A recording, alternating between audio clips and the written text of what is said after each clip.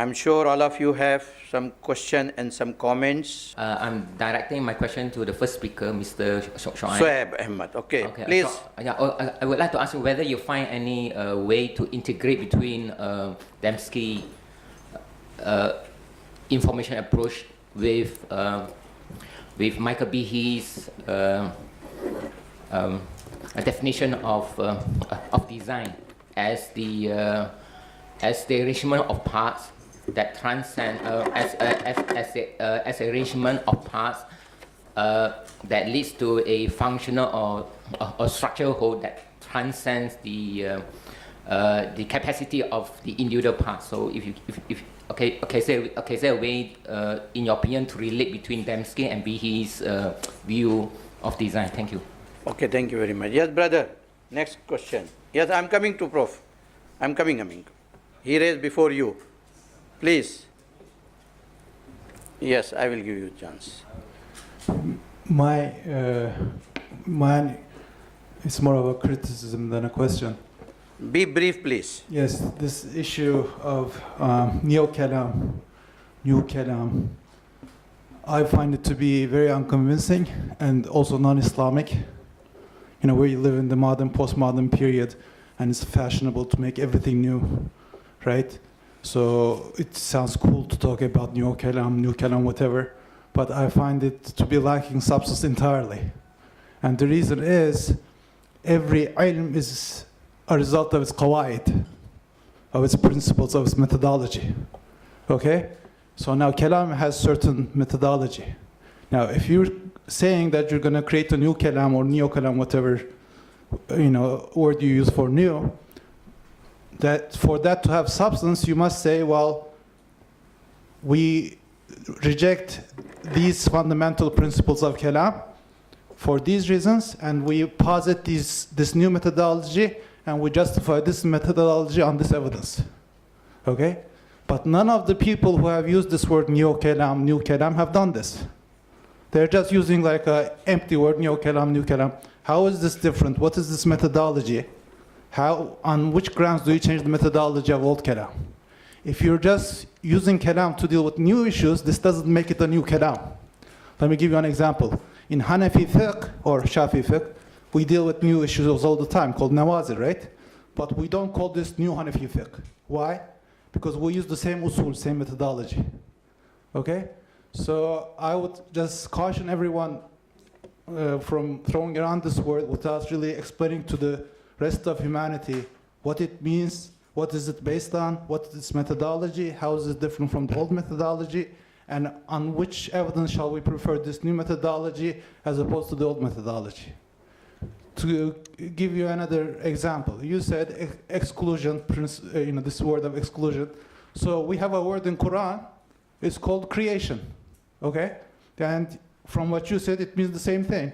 So why should we abandon the Quranic word creation for this word of exclusion of some Christian philosopher? That makes absolutely no sense to me.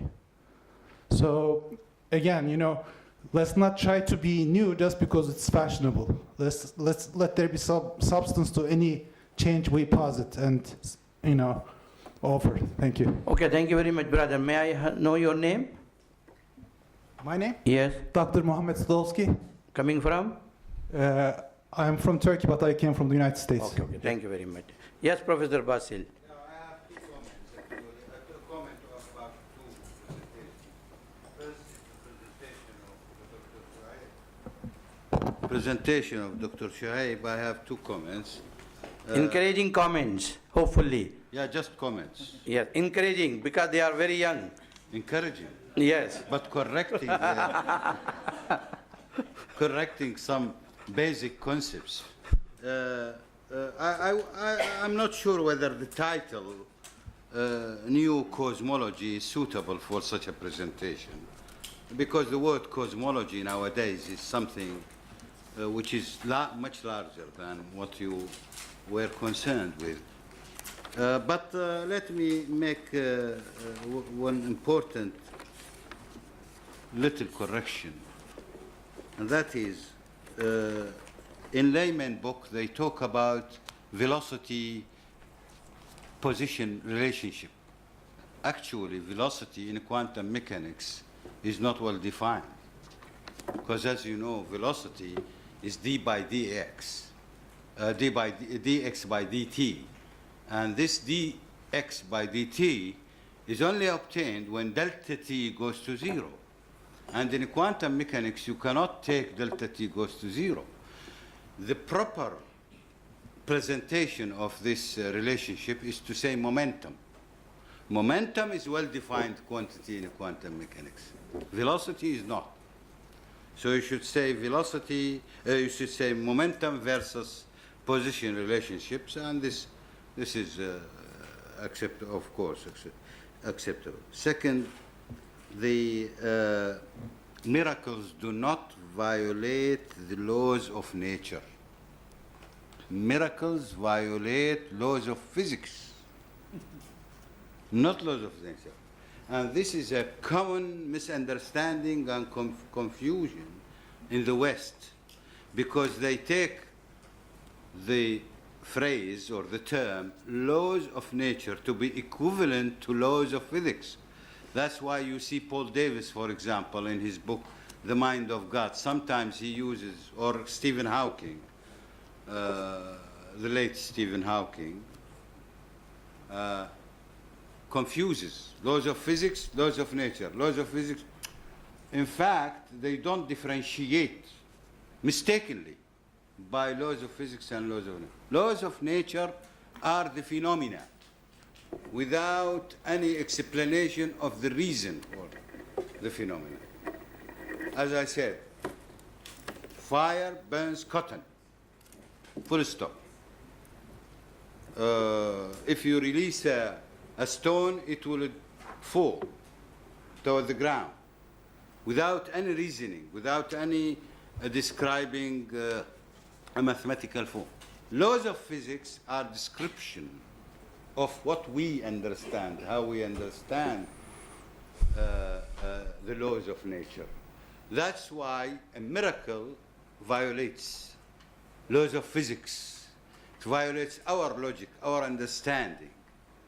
But it doesn't violate the law of nature, because it's part of the laws of nature that cotton might not burn, or the stone might not fall, as you said. You already mentioned that. Okay. The other one was about,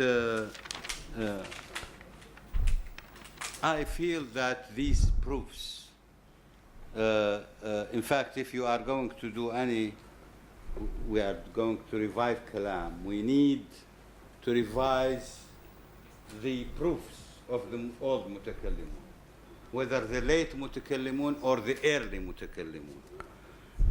Incidentally, what you mentioned, when you mentioned Taftazani or Al-Din Ijio, these peoples are actually, they are repeating the same arguments of the old mutakallimun.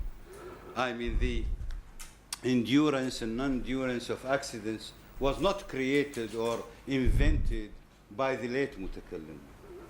The late mutakallimun are using the very same concepts and proofs of the early Mu'tazilite and early Ash'arite. But because the Mu'tazilite were hated, you know, so much hated by the public and the government, and mainly by the government, the caliphate, they were abandoned, and the new mutakallimun took the lead. The late mutakallimun took the lead. We should be aware of that by referring to the books of the old mutakallimun. You should read the book of, for example, Al-Qadi Abd Jabbar, the books of Al-Hasan al-Matawi, Naysaburi. Okay, Prof. Okay, thank you very much. Brother Swab, can you respond to these comments and questions? Can anyone hear me? Yeah? Okay, Yeah. so I'll go in order, inshallah. So, with regards to your response, so the reason why I introduced those three broad categories of information was because I believe that Dansky information is the underlying factor that can be split in those three various camps. Now, semiotics, which is the study of forms, hylomorphism, I believe that there can be made a further division between designed hylomorphs and non-designed hylomorphs. And I think that's where the whole design argument can fit in. Because, for example, if I see a bunch of random rocks, I'm not going to indicate from that is a designer behind it. But if you look at the Stonehenge, we recognize that there's a circular arrangement, has a precise pattern and form. So you have this difference between non-designed semiotics and designed semiotics. So that's how I see the... Nothing. Okay, Prof, can you off your mic because I was... Sorry. Yes, Sorry. okay. I have nothing. Okay, Yeah. thank you. So that was with regards to you. Doctor, with respect, all respect to you, I completely disagree with your opinion on this matter for several reasons. The whole atomistic thought came from pagans. Aristotle was a pagan. So I disagree with regards to just because he's a Christian philosopher that we cannot borrow ideas from them. Second of all, the whole idea of terminology and methodology, I think I clearly established that in the presentation, but I'm more than happy for you to discuss and look into my paper further so we can see how these principles are arrived at. I'd also recommend reading the book. But in regards to terminology, I think that is just semantics, and for me, it doesn't really matter which term you use as long as the principle and the conveyance makes sense and you adopt a coherent worldview. Dr. Balsatai, so you made, I forgot what was your first point? That you said 2 points, right? You said the laws of... My 2 point is the title. momentum is not velocity. Velocity Yeah, is yeah, not so I agree. I was going to use momentum, but just because I assume that many people may not have a physics background, I just resorted to velocity. Second of all, with regards to natural laws and physical laws, I agree with that because I actually adopt Nancy Cartwright's position. So maybe that was just a slip of a tongue from my hand. Sorry. Okay, Brother Saleh, do you have any question for you? Okay, Brother Hafiz, I think somebody referred to you. I'm coming to you, Prof. I'm coming to you. So, very good suggestion, Sir Basilatai, sir, given. Shall I will try to incorporate that early Mutakallimun's proof also. But however, these proofs also remains valid and solid in this time because they are invoking rational principles that wouldn't change as far as the scientific advancements is concerned. It will remain any time, and they are invoking universal realities, universal truths that is rational. So I think it is valid even in this time also. Okay, thank you very much. The second round, Brother Naseeb. Yes. Brother Naseeb, Assalamu alaikum. be short. Yes, Yes, I please. have two questions. Yes. My first question is to the first presenter, brother. So, What do you think? What is the positive attitude? Exclusion principle or the principle of will? Because exclusion principle is very negative in tone. For Allah Almighty, it would be a very difficult tone to ascribe that He, by exclusion, created universe or world. But it will be very positive attitude to say He created universe by will. That is what Al-Ghazali had defended. And I think it is a very negative conclusion to include exclusion principle. The second question is with the third brother. The question is, in the philosophy of mind, Descartes says that human beings are made of two things, material and immaterial. But the question was posed that how immaterial thing contact with material thing. Then it was changed to that all the body is made of only particles. This is physicalism. Now, if we consider the Jawhar and Ard, that Allah Almighty creating all the atoms step by step and creating by His will, then humans do not have any will. They are just the amalgamation of particles. We do not have any choice to do action. So all the action we are doing, whether good or wrong, it is ascribed to Allah Almighty. Do you understand this? okay, thank you very much. Yes, Prof. Yes, you. My question's about Dembski again. It's been some time since I've read any of his work, and I appreciate that you've flagged the problems with his application of information theory to evolutionary biology, because that is a serious problem. But your idea of a law of non-conservation of information to retain occasionalism. Is that Dembski's idea that information is not conserved? Because when he uses information theory as an argument against biological evolution, he formulates a law of conservation of information. And if he's done this, it seems he's having an each-way bet. Okay, thank you very much. Yes, please, last question. My comment is along the lines of Hafiz Nazir's presentation and Dr. Bessel's comment on it. I think it may be a bit simplistic to take a look at the history of Kalam and say that the Mu'tazili approach towards Kalam declined over time because of political reasons. As we know, of course, famously, the Abbasid Khilafah for a time famously promoted Mu'tazili ideas. But then even in the post-classical era, we see a very dynamic engagement with Mu'tazili Kalam by the Mutakallimun from across the Muslim world. I mean, just as an example, in the Ottoman era, part of the madrasa curriculum was the Zamakhshari's Kashaf. And Zamakhshari, of course, famously one of the most prominent Mu'tazilis. So I don't necessarily see from a historic perspective seeing the decline of Mu'tazili Kalam being something outside of the realm of the intellectual debates that are going on at that time. And people continue to engage with Mu'tazili Kalam and philosophical Kalam much later in history anyways. Okay, thank you very much. Any one of you, please, Shoaib. I'm sorry, so I just wanted to understand. You said that there's a problem of attitude with the word exclusion. Is that what you said? Okay, so if that's the case, then I try to make sure that my assertions, there's a divide between aesthetics and factual statements. All I'm saying is that when God, from all the logical possibilities that he can do, he has used one, and by the same token, he's excluded other. This is just a logical implication. Whichever terminology you want to use, it is irrelevant for me. But I have no problem using that word for God. If that offends you, or if that is it's prone to your sensitivities, I do apologize for that in advance. No, then it's not. It's okay, brother. Brother Nasib, it is just point of view. Okay, Second, thank you very much. you mentioned about Dembski. So I disagree with Dembski on that account. He believes in this idea of conservation of information, which I disagree with entirely. And that's where I break and adopt it with occasionalism. I forgot to ask.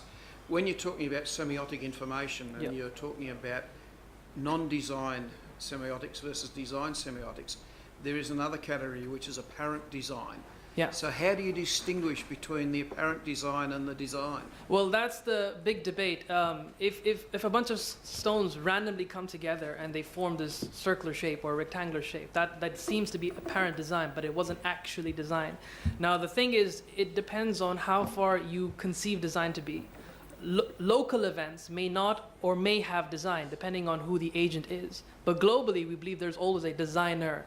Now, we may not know the eventual purpose of each and everything because we have limited knowledge and limited capacities. But that does not mean that globally there's a design, even though locally we might not be able to understand it.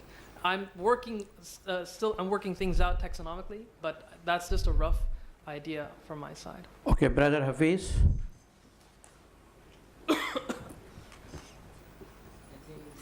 Shoaib, can you off your mic? Yes, sir. I think the question put forward by this brother, I think it is out of my topic, but my comment here is, I can't understand the binaries of material and immaterial.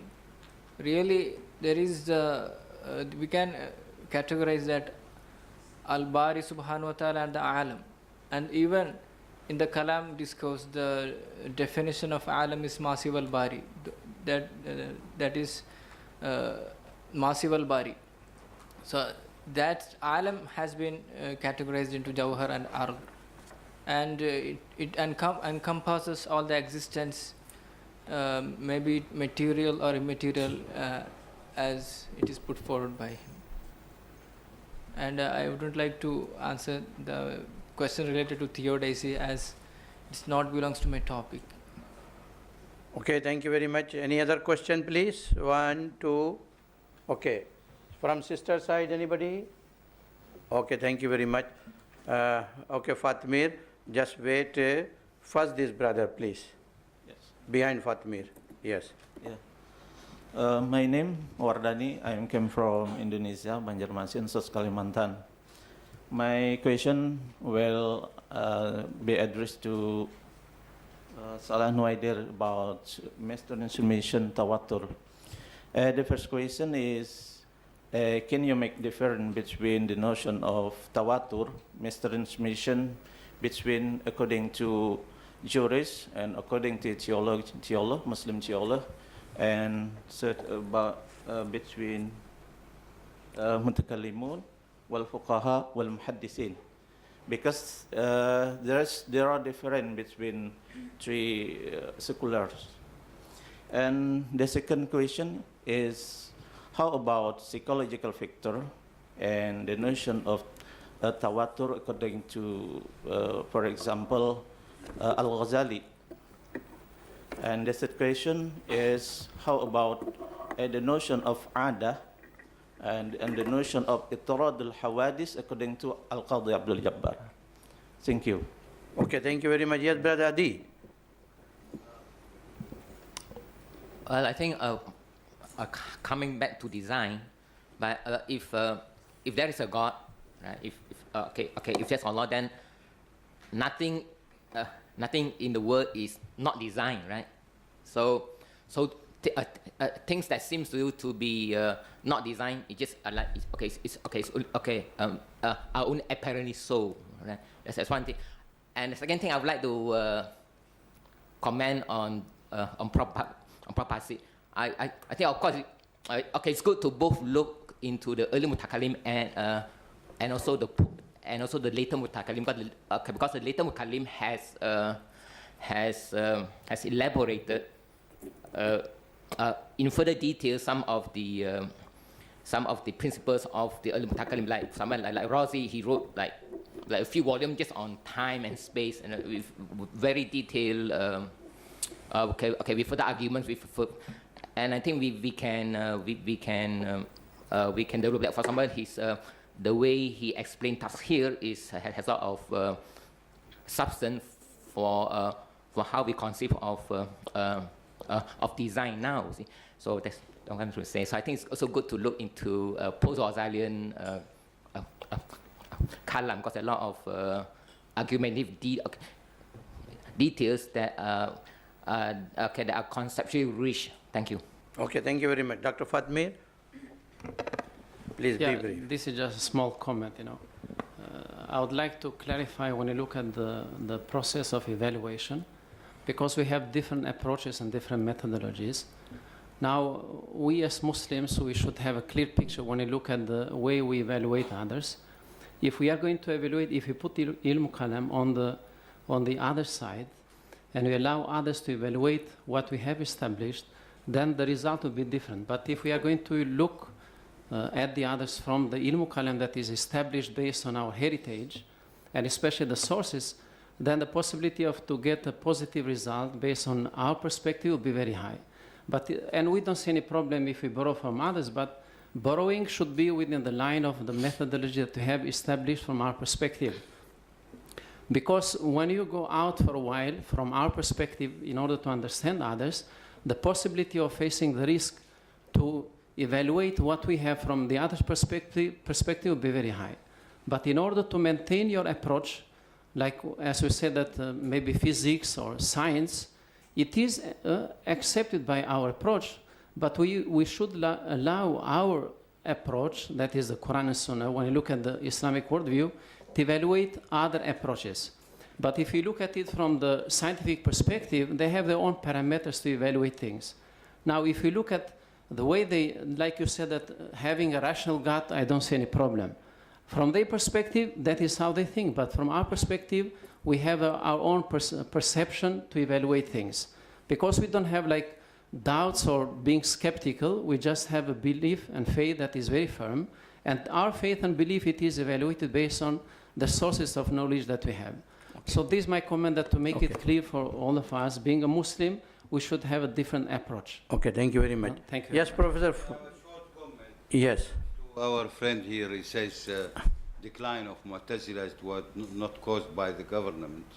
It was caused by the government on two stages. Stage number one, al-mutawakkil action against Mu'tazilah.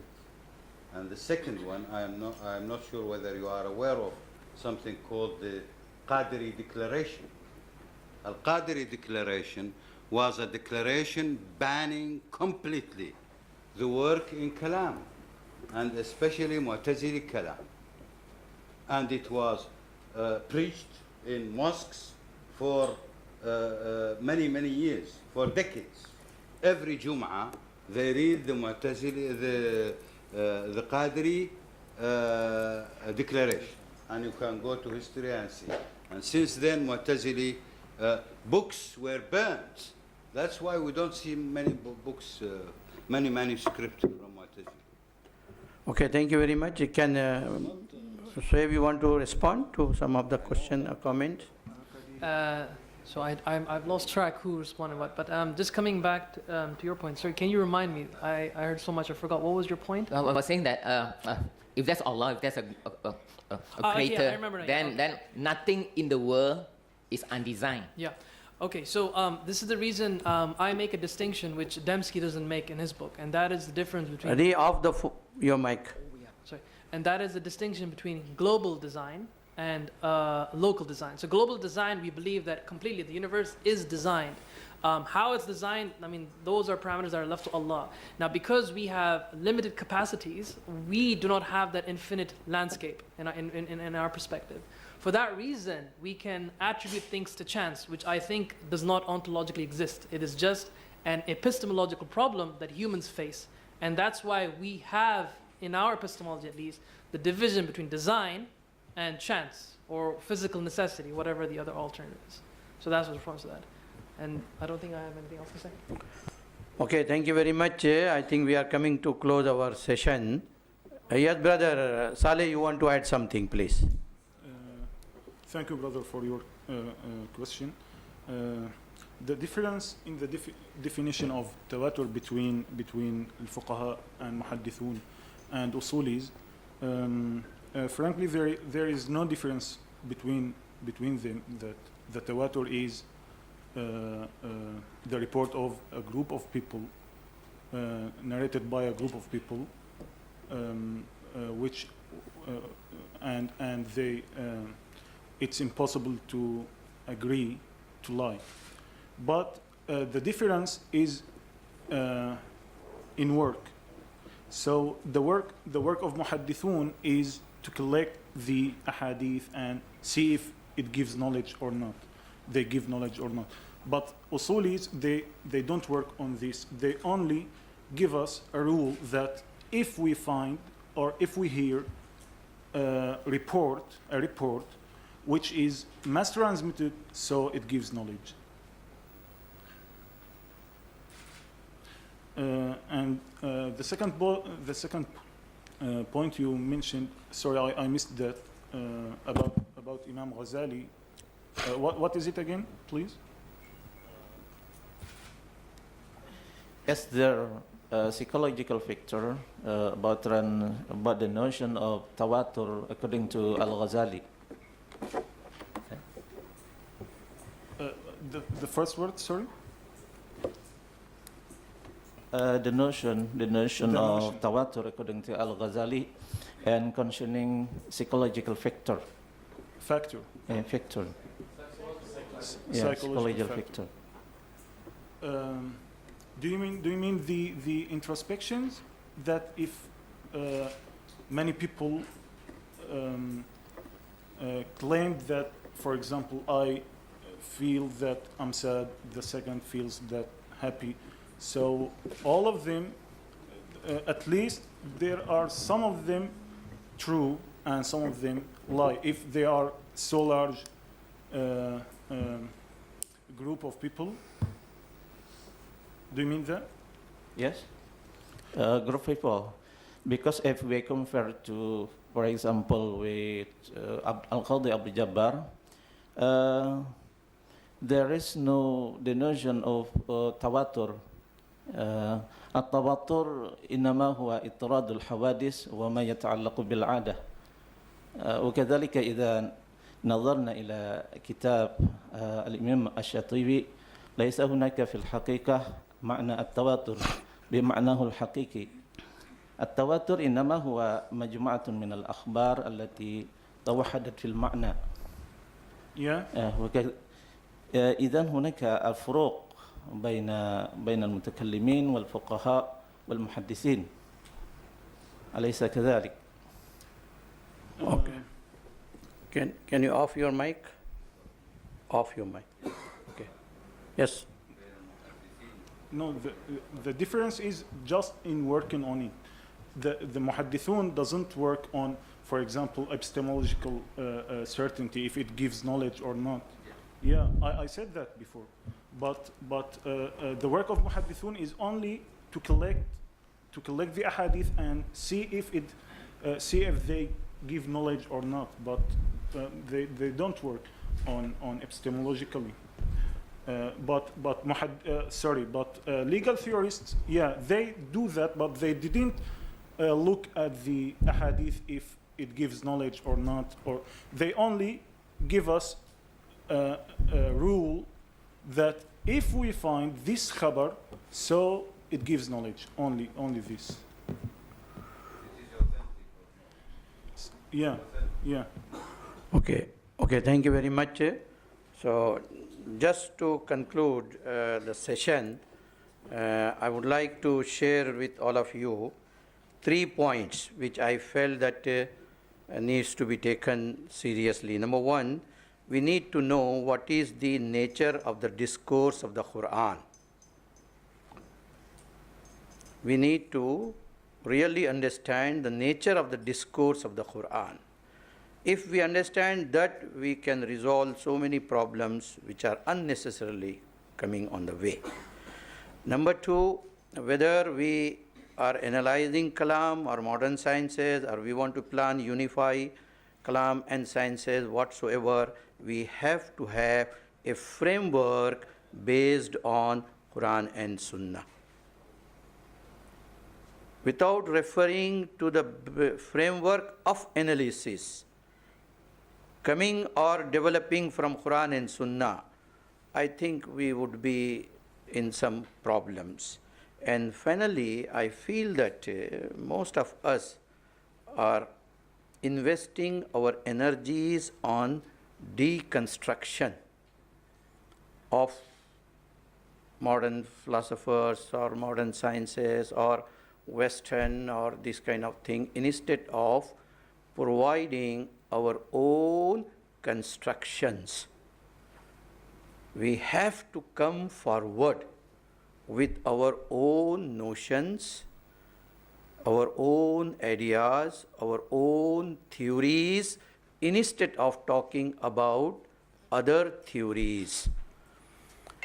From this point of view, I feel that our brothers, when young brothers are coming with something new, we should appreciate them.